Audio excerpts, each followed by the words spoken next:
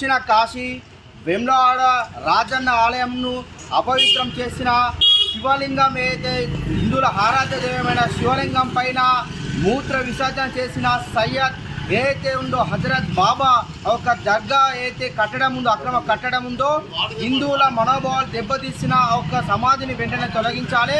రాజన్న భక్తులు కానీ రాష్ట్ర ముఖ్యమంత్రి గారికి అలాగే ప్రభుత్వ పా శ్రీనివాస్ గారికి అదేవిధంగా దేవాదాయ శాఖ మంత్రి గారికి ముగ్గురికి కూడా ఈరోజు పోస్టు వేయడం జరుగుతూ ఉంది.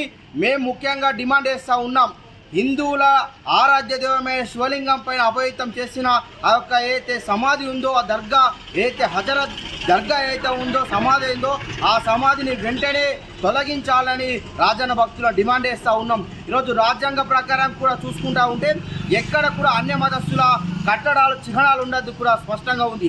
అదేవిధంగా ఆగమ శాస్త్రం ప్రకారం కూడా ఎక్కడ కూడా ఇతర మతస్థులై సంబంధించిన కట్టడాలు ఉండద్దని స్పష్టంగా ఉంది. నేను రాష్ట్ర ముఖ్యమంత్రి గారిని ప్రభుత్వ వీపు ఆ శ్రీనివాస్ గారిని సూటిగా అడుగుతా ఉన్న ఒక విషయం, మీరు ఆ సమాధిని తీయగలుగుతారా?